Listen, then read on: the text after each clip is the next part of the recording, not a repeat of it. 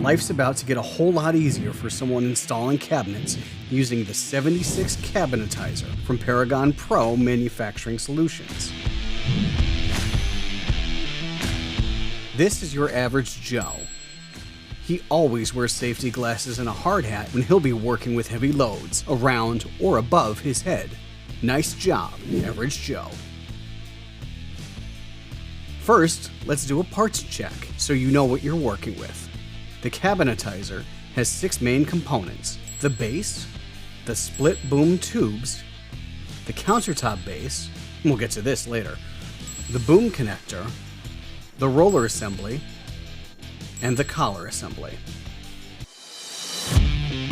Like anything else worth its weight in gold, the Cabinetizer is built from the ground up. Take your wheeled base and set it on solid ground.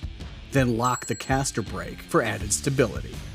Next, get half of the split boom and place it in the square tube at the back of the base. Once it's firmly in place, lock it in by tightening the thumb screws. Now, take the split boom connector and place it in the opening at the top of the boom tube.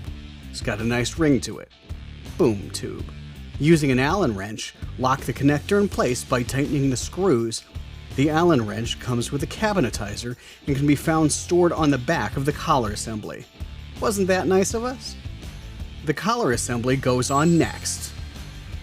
You'll need to unwind the strap for a little slack before picking it up and placing it over the boom.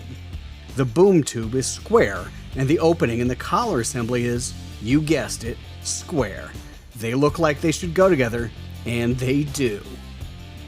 Get the other half of the split boom, place it over the connector, and using the Allen wrench, tighten it up. The next step is long and a bit complicated, which is why we made a video in the first place. Place the roller assembly in the top of the boom. We're just kidding, that's it. Last but not least, pick up the collar and place the strap over the top of the roller assembly. Look what you did, average Joe. You assembled a Cabinetizer all by yourself. Amazing work. Now that it's built, we're going to show you how to use this. Make sure your casters are locked. Start out with the collar assembly wound down to the base of the unit. Now, load the cabinet with the front of the cabinet facing the boom on the collar base. Make sure you have it balanced properly. Once the upper cabinet is on the unit, release the brakes and move it to the empty space on the wall where you want those cabinets. Relock the brake once you're in position, and then crank the winch until the cabinet is at the right height. Screw the cabinet to the wall, and you're done. The cabinet is mounted. Now, wasn't that easy? Sometimes the base cabinets will already be in place when you go to hang the upper ones. That's not a problem for the Cabinetizer because this versatile unit is designed to work even when base cabinets are in place.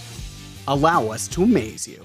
Here's that piece we pointed out earlier. The countertop base takes the place of the wheeled base in this assembly. Start off by placing half of the split boom in the countertop base.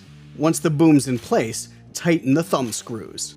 The next part's going to sound familiar. Take the collar assembly with some slack and place it over the boom tube until the assembly is resting on the base. Place the roller assembly in the top of the boom tube. Finally, lift the strap up and over the roller assembly, and you've got a unit ready to mount upper cabinets whenever there are lower ones already in place. Once the countertop base is in place, start cranking your winch wheel until you have those upper cabinets right where you want them. Screw the cabinets to the wall, and your work here is finished. Everyone will think you worked a lot harder than you really did. Another above-average job done by an average Joe. Brought to you by the Cabinetizer. Please visit ParagonProMFG.com for full assembly instructions, safety tips, and to learn how to use the full boom to its maximum potential.